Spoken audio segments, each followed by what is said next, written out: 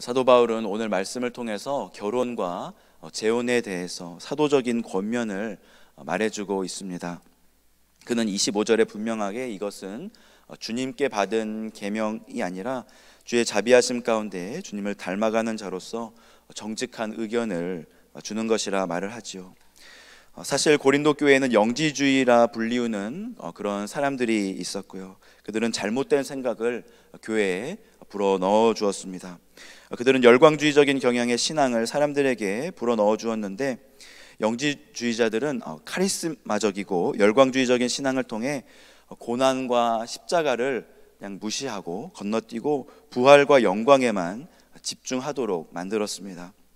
그리고 그런 신앙과 신학은 결혼과 같은 실제적인 문제에 있어서 혼란을 야기하였죠. 그래서 고린도 교회 성도들은 바울에게 다음과 같은 질문을 하게 된 것입니다. 고린도 교회 7장 1절에 보면 너희가 쓴 문제에 대하여 말하면 남자가 여자를 가까이 아니함이 좋으냐, 이렇게 물어봅니다. 고린도 교회 성도들 중에는 영지주의의 영향을 받아서 처녀들은 교회 안에서 결혼하지 않는 것이 더 좋다고 말하는 사람들이 있었고요. 사람들은 그 의견이 더 숭고하고 더 고귀한 의견이라 생각하였던 것이죠. 그래서 혼기가 찬 처녀들 혹은 혼기에 찬 처녀를 자녀로 둔 부모들이 교회 집사님에게 물어봐도, 또 권사님에게 물어봐도, 혹은 장로님에게 물어봐도 결혼은 하지 않는 것이 좋다, 이런 대답을 듣게 되고, 이런 실질적인 문제가 있었기에 고린도 교회 성도들은 사도 바울에게 편지로 물어보게 된 것입니다. 그래서 오늘 본문의 배경을 두 가지로 정리를 하면 다음과 같습니다. 첫 번째는 오늘 본문은 사도 바울의 복음의 핵심이 아니라는 것이죠. 만약 고린도 교회에 영지주의로 인한 결혼과 재혼의 이슈가 없었다면 사도 바울의 서신을 통해 우리는 이 문제를 접할 수 없었을지도 모릅니다. 물론 성에 관한 이슈, 남자와 여자에 관한 그런 성에 관한 이슈는 우리 삶에 있어서 뗄래야 뗄 수 없는 문제이기도 하고요. 특별히 오늘 우리가 살고 있는 이 시대는 너무나 성적인 이슈로 가득 차 있습니다. 특별히 청소년 아이들은 가치가 잡혀있지 않은 그런 질풍노도의 시기를 지나고 있는데, 정리가 되지 않은 그런 성적인 이슈로 인해서 그 마음이 계속해서 자극을 받고 있는 것이죠. 심하게 말하면 세상은 계속해서 우리들의 마음을 흥분시킵니다. 해도 너무한다 싶을 정도로 우리들의 마음을 두드립니다. 교회를 흔들고요, 가정을 흔들고요, 내 마음을 흔듭니다. 그런 면에서 보면 고린도 교회 문제로 인해 사도 바울이 이제 펜을 들고 사도의 양심으로 기록한 오늘 말씀이 얼마나 소중한지 모릅니다. 두 번째 배경은, 이 말씀은 결혼을 장려하는 문화 속에서 사도 바울이 쓴 내용이 아니라 처녀로 하여금 결혼하지 않을 것을 그런 장려하는 문화와 신앙 속에서 사도 바울이 이 글을 썼다는 것입니다. 이것을 우리가 미리 알고 오늘 본문을 본다면 오늘 본문을 조금은 다른 각도에서 읽을 수 있을 것입니다. 사도 바울은 이 문제에 대해서 열린 결론을 냅니다. 결혼해도 좋습니다. 하지만 결혼 안 해도 좋습니다. 하지만 그 말씀 안에 중요한 핵심 포인트가 몇 가지가 있는데요. 사도 바울은 고린도 교회의 결혼과 재혼의 이슈 속에서 붙잡아야 할 하나님의 법칙과 원리에 대해서 세 가지 정도 이렇게 강조하고 있습니다. 첫 번째는 이 세상의 외형은 지나간다는 것입니다. 두 번째는 우리는 주님을 기쁘시게 하는 삶을 살아야 한다는 것이고요. 세 번째는 죄 짓는 것이 아니라면 주 안에서 자유롭게 선택하고 우리의 삶을 살아낼 수 있다는 것입니다. 사도 바울은 이 세상의 외형은 지나가기에 외형적인 것에 너무 목숨을 걸지 말라고 이렇게 권면합니다. 29절부터 31절까지의 말씀 함께 보시겠습니다.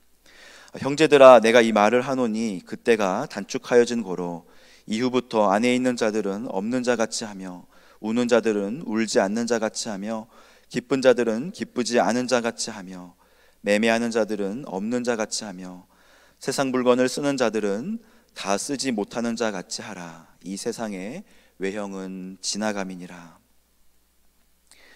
이 말씀을 다시 표현하면 세상에 대한 애정을 조금은 줄이라는 것입니다.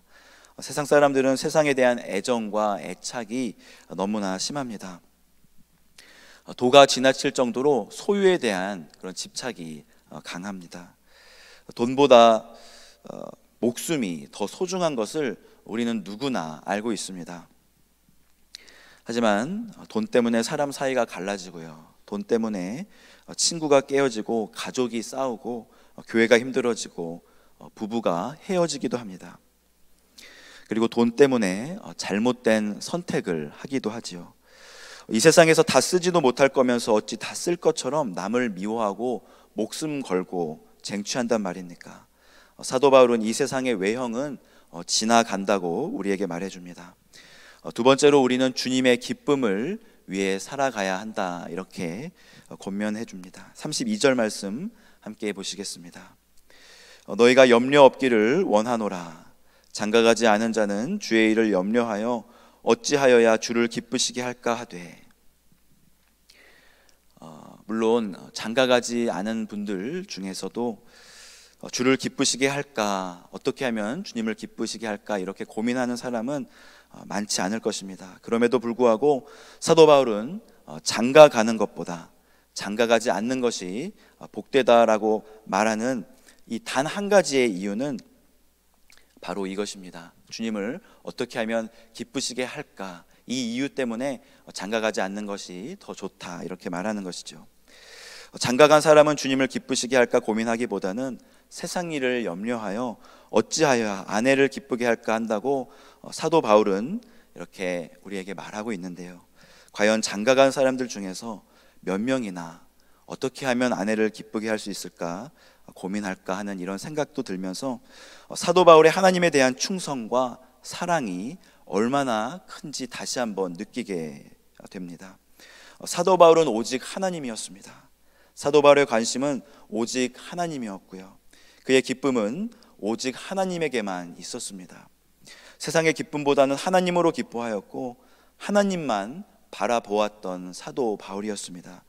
그래서 그는 결혼을 해야 하나 혹은 독신으로 살아야 하는 질문에 독신으로 살면 더 좋다고 이야기하면서 그 이유가 독신으로 살면 하나님을 더 기쁘게 할 수 있으니까 이렇게 대답한 것입니다. 세 번째로 사도 바울은 죄 짓는 것이 아니라면 주 안에서 우리는 자유롭다 말합니다. 이것을 꼭 해야 한다, 아니면 어떻게 이것을 하지 않을 수 있느냐라는 우리의 삶을 옥죄이고 죄책감을 주는 것들을 한번 살펴보고, 만약 그것이 죄가 아니라면, 그리고 주 안에서 행하는 일이라면 우리는 자유롭게 선택할 수 있다고 우리에게 말해줍니다. 그리고 하나님이 그 자유를 우리에게 주셨기에 다른 이들도 그 자유를 누릴 수 있는 권한을 주셨다는 것을 인정해야 하는 것이죠. 교회 안에는 그러한 자유함이 있습니다. 죄는 단호하게 거절해야 하지만 죄가 아니고 주 안에서 행해지는 일에 대해서는 자유함과 또 다양함과 그런 것들을 포용해 줄 수 있어야 하는 것이죠. 39절부터 40절 말씀 함께 보시겠습니다. 아내는 그 남편이 살아있는 동안에 매여 있다가 남편이 죽으면 자유로워 자기 뜻대로 시집갈 것이나 주 안에서만 할 것이니라. 그러나 내 뜻에는 그냥 지내는 것이 더욱 복이 있으리로다. 나도 또한 하나님의 영을 받은 줄로 생각하노라. 남편과 사별한 경우에 혼자 지내는 것이 더 복이 있다, 이렇게 말하면서도 사도 바울은 주 안에서 시집갈 수 있다고 이렇게 말해줍니다. 이것이 얼마나 큰 자유인지 모릅니다. 정말 큰 짐이 벗겨지는 것 같죠. 당시 고린도 교회는 영지주의의 영향을 받아서 처녀들을 향해서는 결혼하지 말라고 이렇게 말하고, 사별한 과부들을 향해서 재혼하지 말라고 이렇게 하였으나 사도 바울은 그들에게 하나님의 말씀에 비추어 결혼할 수 있는 자유와 재혼할 수 있는 자유를 그들에게 말해주는 것입니다. 하나님은 우리를 자유케 하셨습니다. 이 자유를 가지고 하나님을 기쁘시게 하는, 그리고 하나님을 사랑하기를 선택하는 오늘 하루 되시기를 주님의 이름으로 축복합니다. 시간 오늘 이 말씀을 놓고 함께 기도하기를 원합니다.